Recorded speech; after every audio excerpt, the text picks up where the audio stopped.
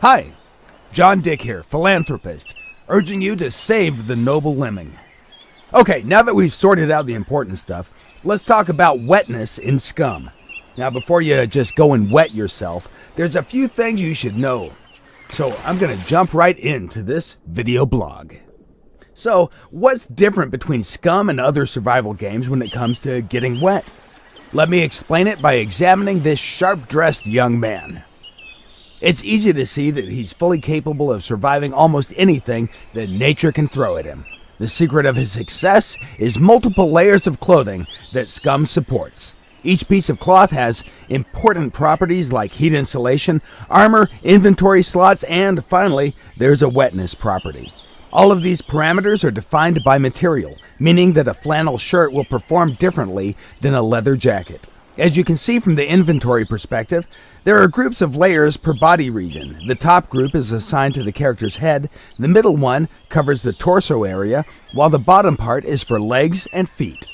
By stacking layers of clothing, you combine their parameters in the same way you would do in real life. When it comes to layered clothing, your grandma was right. It helps you to adapt to any weather condition possible. So how can you get wet in the game? The most obvious way is by sweating. While performing tasks, the body will heat up. In an attempt to cool you down, the body responds with perspiration. This kind of moisture is propagated from the inside out and also causes additional fluid loss or dehydration. The next way is the impact of the weather. To avoid getting wet in rain, try to find a dry spot fast or wear at least some water-resistant gear. Being drenched in the rain during cold weather will impact the immune system and your character will probably get sick. In the following example, you can see twin brothers on their way to the beach. Adolf on the left is wearing standard military-issued tactical jacket, and Desmond on the right has his all-time favorite olive raincoat. They both have several layers of the same clothes beneath the outer layer. If you take a closer look at the inventory, you might notice that each item has its own weight listed in the top right part of the icon. The same value is also shown with green-colored font so that it can be tracked more easily. All other inventory slots are empty because both brothers forgot to take their inflatable swimming armbands with them to the beach. Luckily for them, they won't drown because the rain will come again, falling on their heads like a memory. As the rain starts to pour down on these poor guys, their clothes will start to absorb the water and become wet. If we speed up the time, you'll be able to see the impact of rain on the different layers of clothing much better. Carefully examine the green numbers. As expected, the tactical jacket gets wet relatively quickly, along with the backpack, pants, and shoes. Increasing values in green actually represent the amount of water that has been absorbed by clothes and gear. On the right, Desmond is doing much better. Although his backpack, pants, and shoes are completely drenched, his upper body is dry. For Adolf, things are going from bad to worse. It seems that the tactical jacket waterproof factor isn't as good as advertised and leaks water on his sweater and shirt, making him completely wet.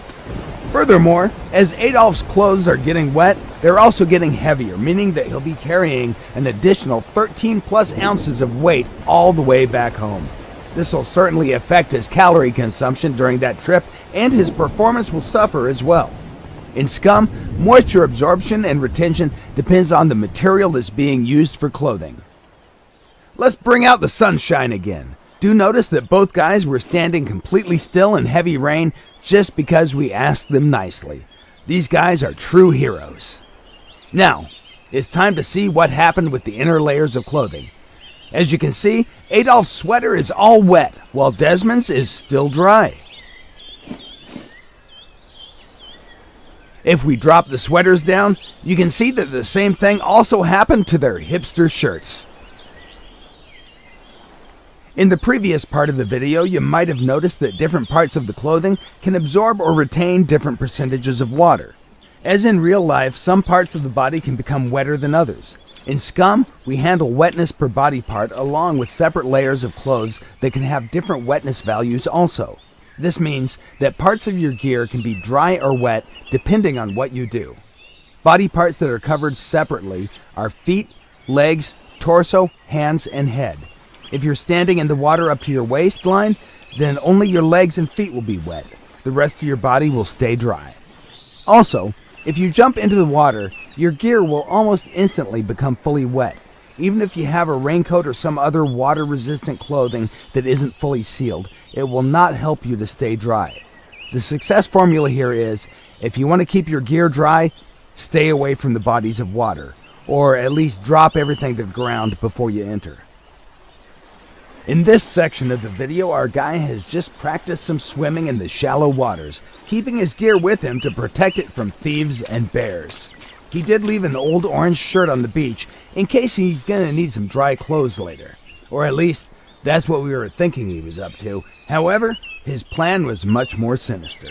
He actually decided to wear a dry shirt below his other clothes with the intention to deceive the game, to make it think that he has dry clothes on, simply because the first dry clothing layer is closest to the skin. In all other games, this would be called exploiting or cheating, but here in SCUM, we don't care about that, simply because we have fluid diffusion and osmosis built into the game. For those of you who don't know, diffusion is the movement of molecules from a region of high concentration to a region of low concentration, meaning that his dry orange t-shirt will soon become a wet orange t-shirt. After everything you've seen so far, if you still think that it's okay to jump into deep water with all your gear on, take a moment to see what happened to our dear Adolf last year. That particular summer day, he was showing off at the pier. He accidentally fell into the water along with his traveling backpack on his back. To make things even worse, the backpack was full of his mother's lingerie. The next thing you know, all that stuff simply pulled him directly to the bottom. The only way to survive in this kind of situation is to drop excessive weight until the buoyancy pulls you up. The amount of gear that your character can carry while swimming largely depends on your swimming skill and stamina. Sooner or later, you'll become tired and most likely, you'll sink. It's as simple as that. Now, let's talk about ways of drying your stuff off once it becomes wet. The easiest way to dry your clothes is by using the heat of your body in combination with the air temperature and wind. This is particularly useful during the summer when wet clothes keep you cool and safe from the excessive sweating and dehydration. Also, it's good to know that if you keep moving, your body will get warmer and you'll dry your clothes faster.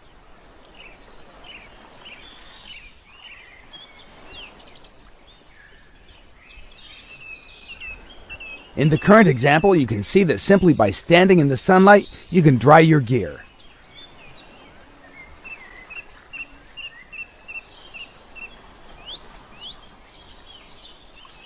Also, you can see that the helmet has dried much faster than the backpack because they're different materials.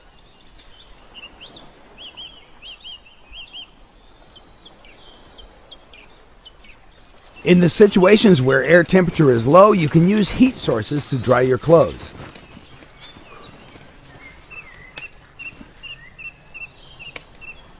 How fast something will dry depends on many factors, such as the material type.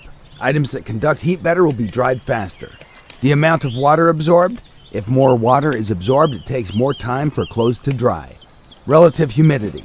If humidity in the air is high, drying gets slower and dry clothes can even get wet. Wind helps a lot in drying by carrying the water vapor away, preventing any concentration of moisture on the clothes. Air temperature. Higher temperatures will help to dry clothes faster. Then the number of wet layers stacked. Keeping wet clothing stacked on you is bad, and it slows down the drying time significantly. In the current example, the player is using fire as a heat source to dry his clothes. Notice how the distance from the fire source influences the speed of his drying clothes.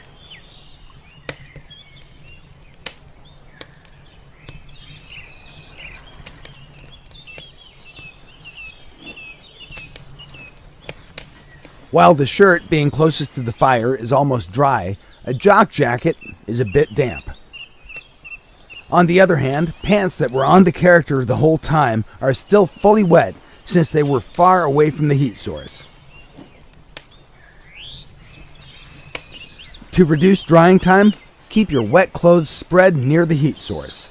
Also, if you don't have any spare dry clothes, make sure not to freeze to death while waiting for your clothes to dry. Okay, for now, this is more or less everything you need to know about wetting yourself in SCUM. All that you've seen is still a work in progress and is subject to change. In the future, we plan to improve things even more, add some new ways of getting wet, but you can also find your own ways by being a creative player. We hope that you've enjoyed watching this video. Be sure to follow SCUM on Steam, Facebook, Twitter, and our development blog, www.scumgame.com. Hi, my name's John Dick, and this is the first Q&A SCUM video. Hopefully not the last one. It seems that our last scat video made some noise, and we kind of felt that some of the features needed to be explained better. So let's address the biggest issue of them all, and that's the wall hack issue. Before we start on that, we have to go back 30 years, back to a time when games were more hardcore, developers were more honest and trustworthy, and players were great. They're always great. But back then, graphics were less awesome, and the overall realism, look, and feel was a lot simpler than it was today.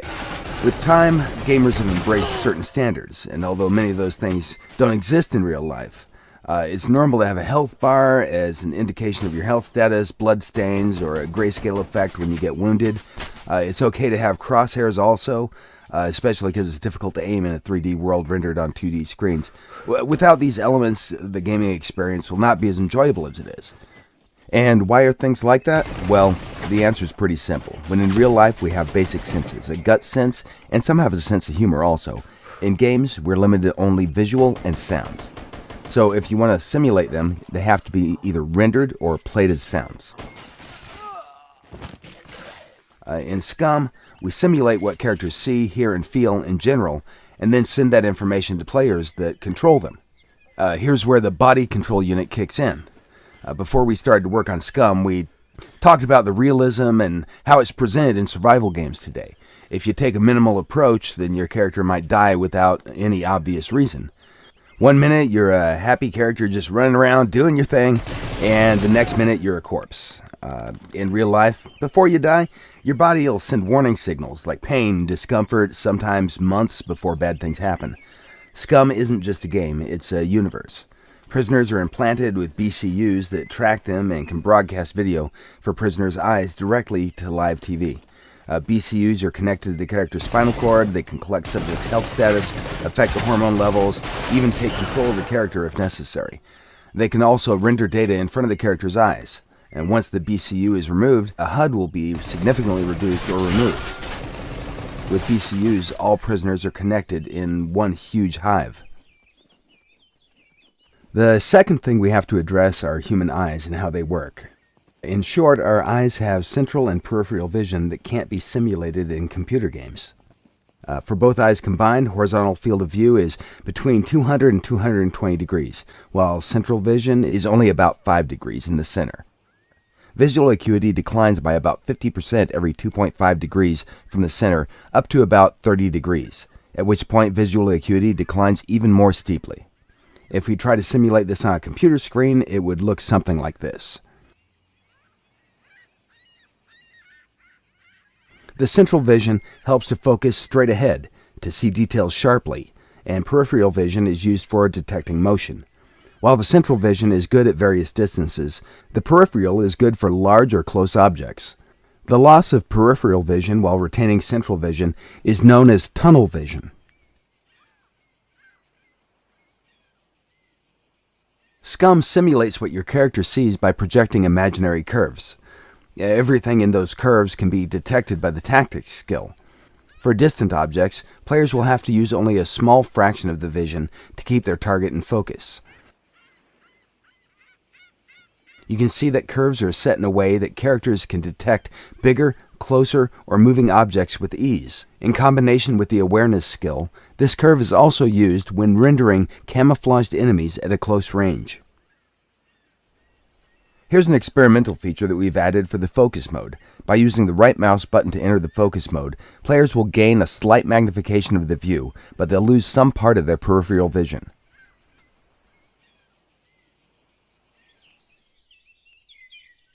So let's talk about the tactics skill, finally. So right now, you have at least some general idea what variables are taken into consideration when tactics are being calculated. There's no way tactics will highlight every single target on the screen, and in most cases it will be effective only if you can focus directly on the target. Time of tactics skill is significantly reduced compared to what you've seen in the last video, which was more of an example than something that will or can be used in the game. Furthermore, to keep tactics working, you'll have to follow your target all the time, meaning that you probably won't be able to focus on anything else. The moment you lose track of your target, tactics will be turned off. Also, we've replaced the infamous outline with something more like a fading blob contour. That fits much better for this purpose. If you've seen the movie Gamer, the players take full control of the human being in full-scale combat. In SCUM, it's similar. You, as a player, live in symbiosis with the host, your prisoner. Instead of having an avatar like in other games, you're actually controlling a living person. It's all part of the show. The most important thing to remember is, no matter the camera position, we don't render anything that your characters don't detect. Because all skills in SCUM are somewhat connected, there's one more thing worth mentioning. The speed of entry into focus mode depends on awareness skill level.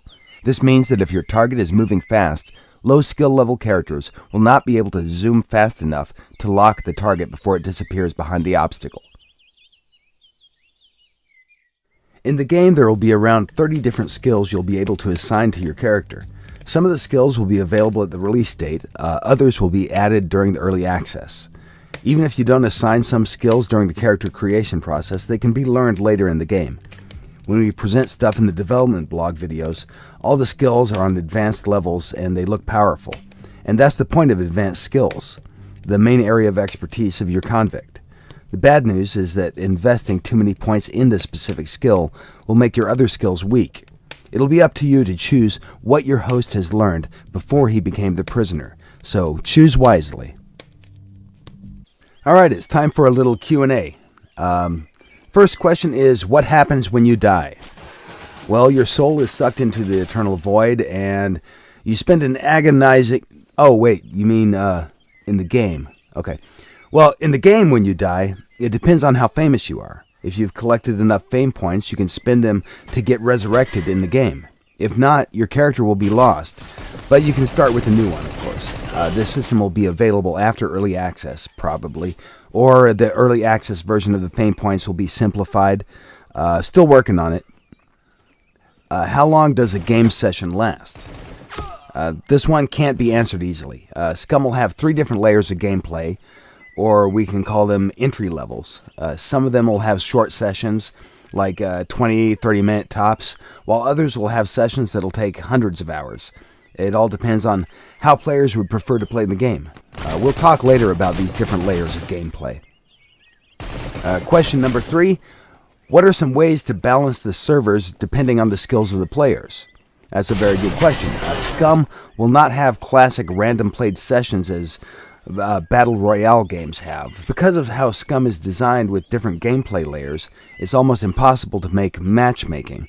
So we'd rather go in a direction of making a new system of rewards, where low-skilled players are worth less than high-skilled players. Or in other words, the more famous players.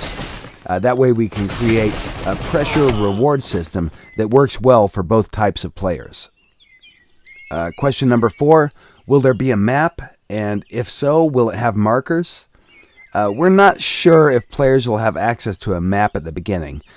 But if we have to answer something right now, it would probably be no. For some TV show events, players will be able to use temporary maps that will be uploaded to their BCUs. Question number 5, when is it coming out? The release date is currently set in the first quarter of 2018. So not that far away. Get good fast, scrub. You're going to be tested. Question number 6. Will SCUM be difficult to play? SCUM has a low entry level, and it can be played by pretty much anyone. Except your mom, because she doesn't have skill. Question number 7. How will you handle hackers? Right now, the plan is to use the Easy Anti-Cheat service. And question number 8, finally.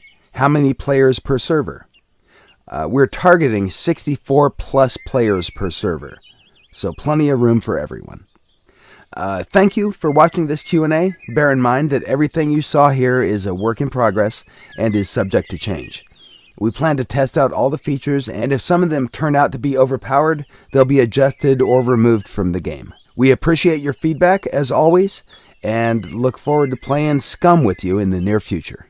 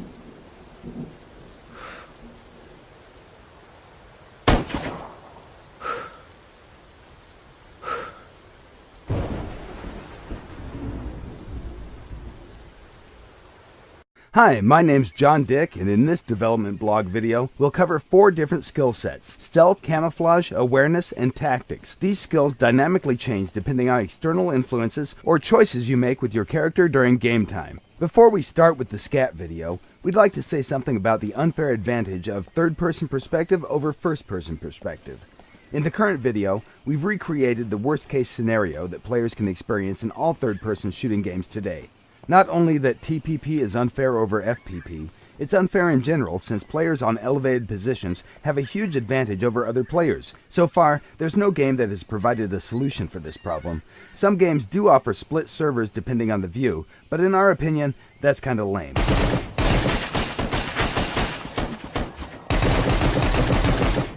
So, what exactly did we do to make things better?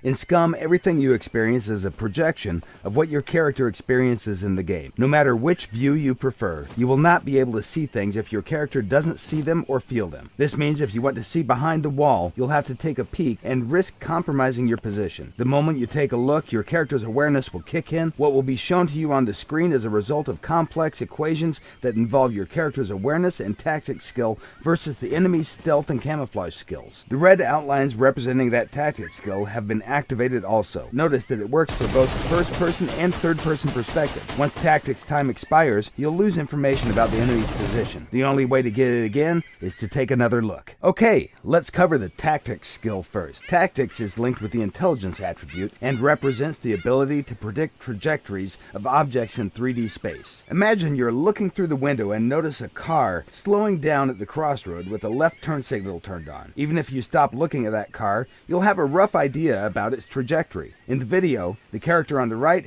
has advanced level in tactics and is able to track its target much longer than the character on the left. Remember, tactics will not work if your target is in peripheral vision. It works only for central vision. Here you can see 3 players with 2 different awareness skill levels. While the first and third one are observing the surroundings more casually, the soldier in the middle has activated focus mode by holding down the right mouse button. The enemy soldier with the activated camouflage is sneaking directly towards them. The first character is what we call a trained observer. He has advanced awareness skill level and will notice the enemy almost immediately once he leaves the cover. The middle one with activated focus mode will notice the enemy a bit later. By being focused, your character is paying more attention, and that will give you a bonus to awareness's hotspot radius. The third soldier is the last to notice the enemy. As you train your characters to observe, hotspot radius will increase. Awareness skill will determine what is rendered and what isn't. And even if things are rendered, that doesn't mean that it will be easy to notice them. Well-camouflaged snipers can totally blend in with surroundings and become almost invisible. So, if focus mode is so great with the bonus multiplier, why shouldn't you use it all the time? The character on the right is using focus mode to observe the surroundings while jogging through the level.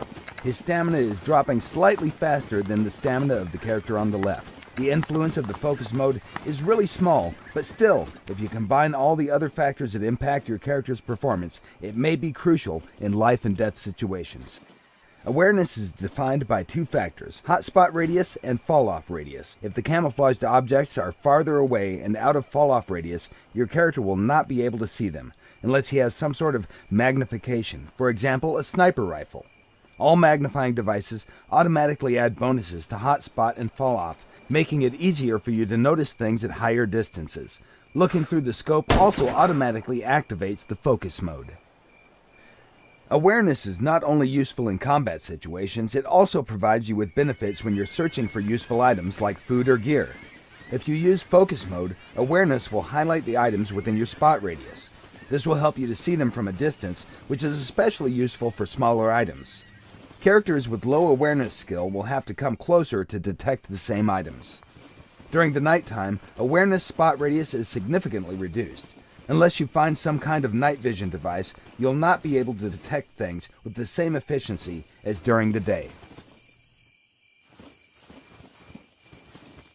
A higher level of awareness will give you some additional benefits, such as the ability to detect imminent dangers. It won't work 100% of the time, but when you get notified, be sure to react swiftly, or you may lose your life.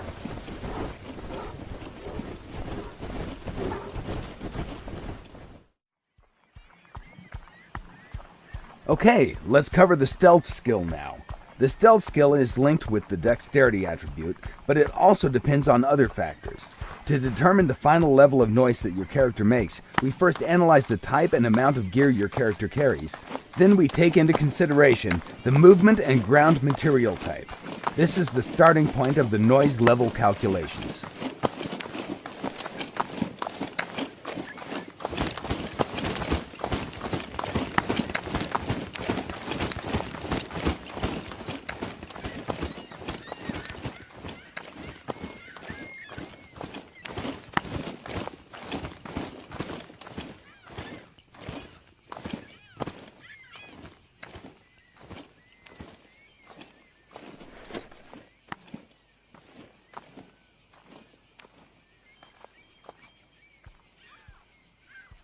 The next step is to factor in the overall weight of the character. Again, this system is fully dynamic, and it's linked directly with the character's metabolism. All things that influence body mass are taken into consideration, like fluid or food intake, for example.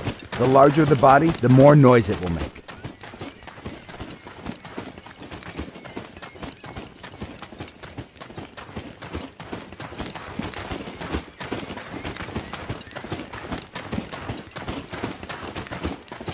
Finally, The last thing taken into consideration is actual stealth skill level. The higher the skill, the better you silence the noise that your character makes.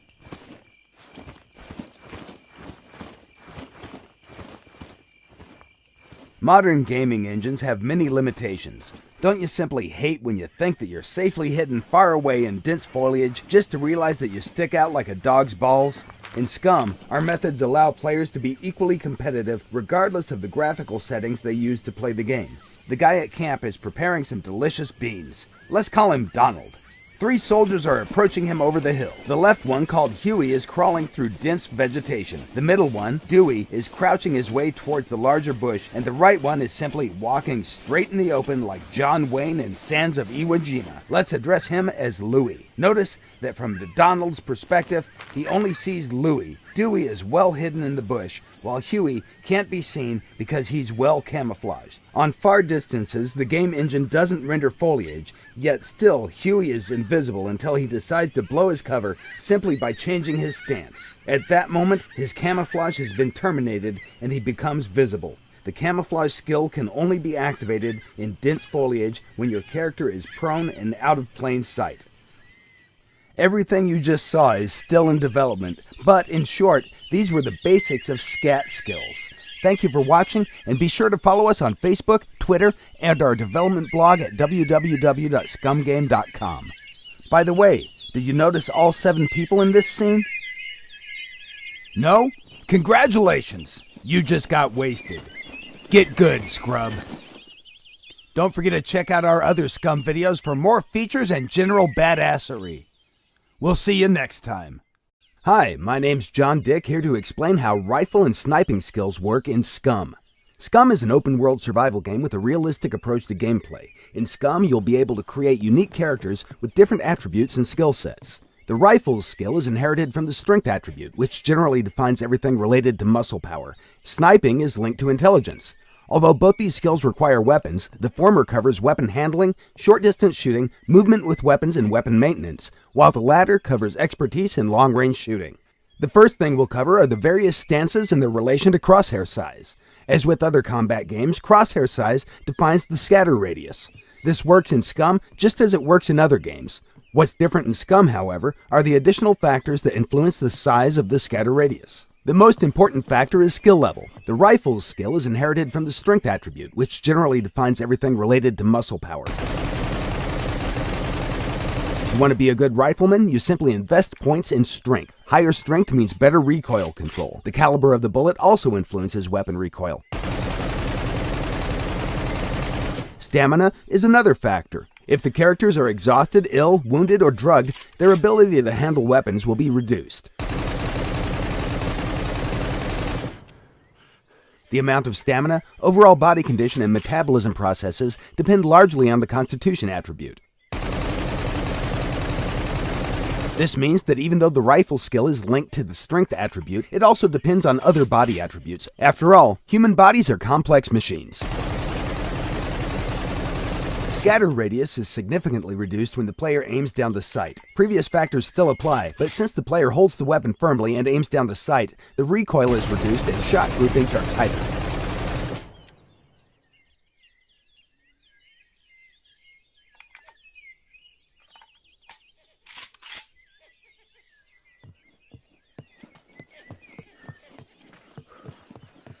When aiming down the sight, you may hold your breath, which is extremely useful in single fire mode. Holding breath is just as beneficial for rifles and the sniping skill, and it'll help you make more precise consecutive shots. While inexperienced characters can place only 1 or 2 bullets in the target, skilled riflemen can hold their breath longer and place up to 10 shots before they lose their breath. The breath-holding function is divided into 3 parts: taking a breath, holding it, and releasing it. These all depend on the skill level and will define the final aiming noise. Other factors from the scatter radius are also taken into consideration when the aiming noise is being calculated. Finally, every time you fire a weapon, it recoils then returns back to center. This is a skill link parameter as well. The better the skill, the closer to the center the weapon will return. In most games, a simple recoil procedure is used, forcing the player to return the weapon to the center manually. If you fire 3 or 4 consecutive shots, you'll be holding the weapon straight up in the air. And that's kinda lame, don't you think?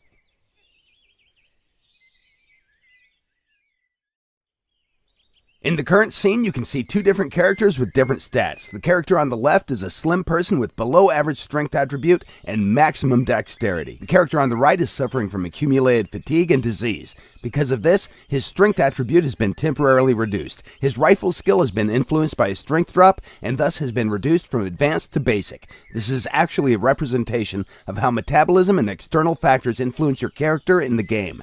Now let's see what happens when these two guys meet. Nice!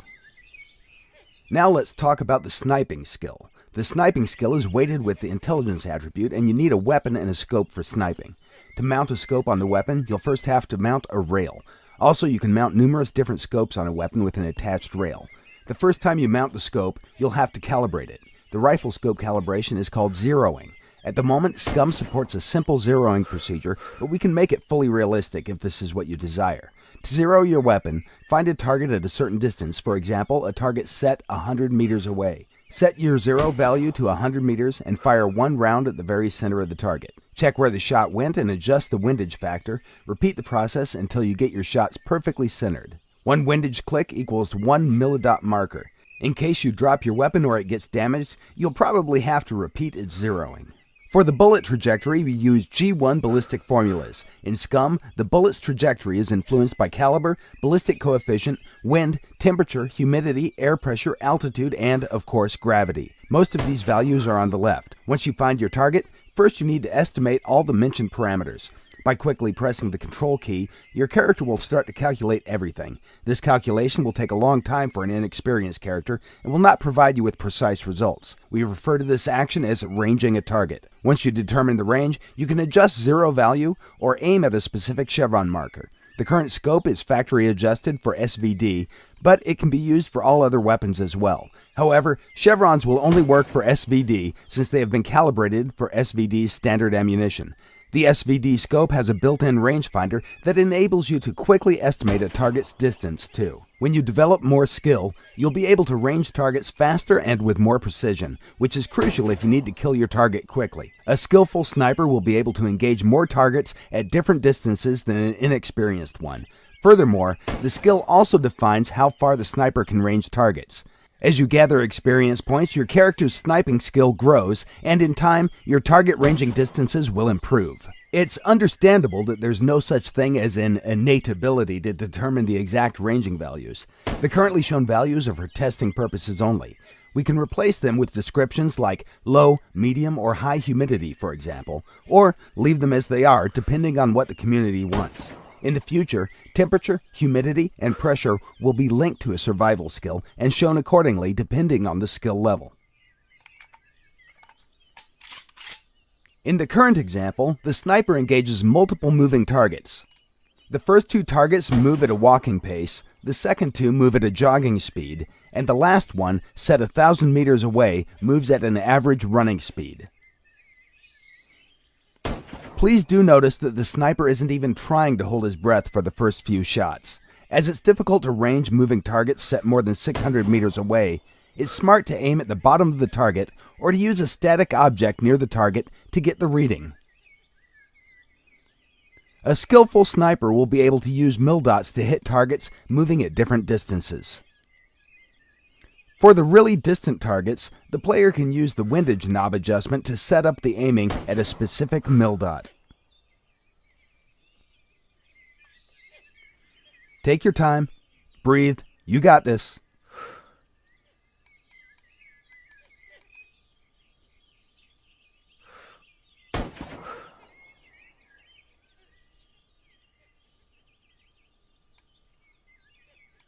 Any day now.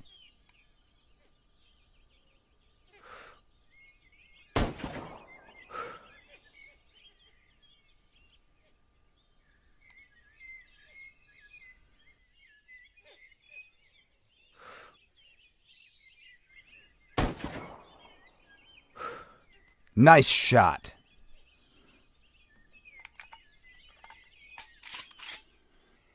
Here, the sniper has changed his location and obtained an elevated position. Higher positions provide snipers with a better overview of the situation.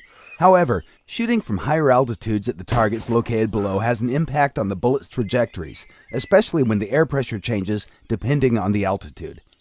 This is mostly noticeable in the case of distant targets. Now let's see what happens when the weather changes. The wind is a powerful force that can change the bullet trajectory easily. Even with targets set 100 meters away, a strong side wind can shift the bullet sideways by 10 to 20 centimeters. If you're not good at locating the north in order to determine the wind direction, then check for obvious signs. Check how the trees are moving, where the leaves are being blown away to, or which direction the rain is falling if it's raining. To shoot targets in strong wind, you'll have to learn how to use the windage knob. A skillful sniper can hit a target with one of the first 3 bullets.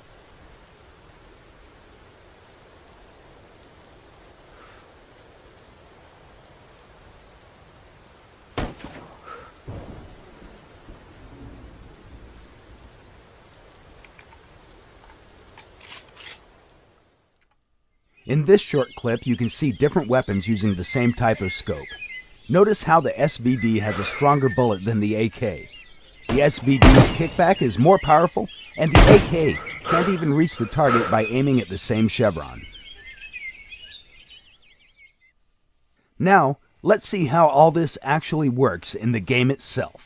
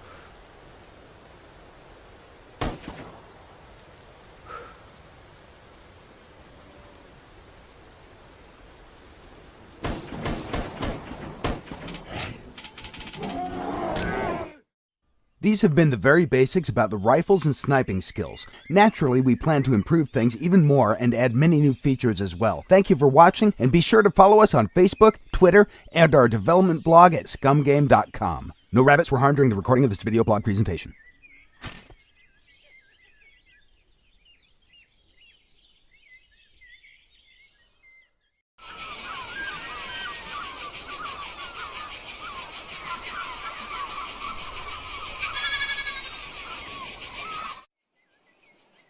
Hi, my name's John Dick, and I'm here to explain to you how unarmed combat works in SCUM. Without further ado, let's get started. The unarmed combat in brawling has 4 different skill levels of expertise that the players can reach, starting from no skill level up to advanced skill level. However, the character's skill is just one of many things that are taken into consideration when combat begins. The other important factors are the player's ability to control his character during the combat and the physical condition of his character. Now that you know the basics, let's take a look at how the combat system works in other modern survival games. For this, we created a simulation of the type of unarmed combat that you can find in practically every survival game available on Steam.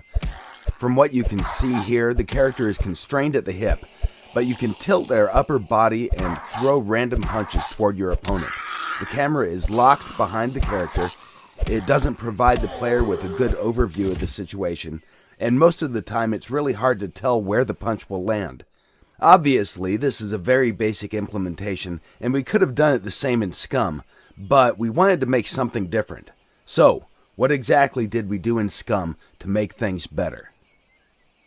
First, we wanted to find out the best way to fit martial arts in SCUM's gameplay mechanics, and we quickly realized that the angle of the camera has to be changed. The free camera view not only provides players with a better overview of the situation, it also helps when you have to engage multiple opponents at the same time. The game also provides a first-person perspective camera for the combat mode, and everything works well there too. Once you enter combat, you'll be able to perform different moves and attacks. For example, you can try to circle around your opponent and control the fight from a distance. During the combat, you can defend yourself or attack. From defensive moves, you can use block or dodge, and from the attacks, you can choose kicks, punches, and combo moves. A dodge is used when you want to outmaneuver your opponent and then strike back in a counterattack with a different combination of punches and kicks. With the left mouse button, you can perform punches. With the right mouse button, you can do kicks. Combos are performed by pressing a combination of keys followed by left or right mouse button, depending on whether you want a punching or kicking combo. The skill level of your character will define types of moves your character will use during the combat. So, for example, he might do a simple jab or a cross. Or, if he's more skillful, then he can step in, close the distance, and use a more powerful punch. Combos are special attack combinations that inflict more damage than a normal punch or kick, but they also drain stamina at a faster rate. The best way to use a combo is against a dodge or a block, and if you perform the combo successfully, you'll increase the chance for a knockout. Along with the skill level, the character's attributes will also influence the outcome of the fight. Strength, constitution, and dexterity are attributes that the player chooses during the character creation process. But once the game starts, these parameters will gradually change depending on the character's diet, metabolism level, actions players take, and overall health status of the character. That will, of course, be reflected on the character's speed, endurance, and strength during the battle. With proper diet and workout, it's possible to boost all these attributes to their maximum values. The only exception is the intelligence attribute, which will stay the same or drop down if, for example, a character gets shot in the head. In the current presentation, you can see different skill levels and how they will be represented in the game. Our plan is to make different sets of animations for each skill level to allow players to visually recognize the skill levels of their foes. This is still a work in progress, and it will not be included in the early access version of the game. Everything that your character carries in the game will have an impact on how you will perform in the combat. Heavy gear will make your moves slow and sluggish, and it will drain your stamina more quickly. It's recommended that you drop excessive weight before you enter a fight. The combat skill can be effectively used against other players, NPCs, and it can be used against animals too. Although we do not recommend you attack bigger and more dangerous animals unless, of course, you're sure that you can beat them or outrun them.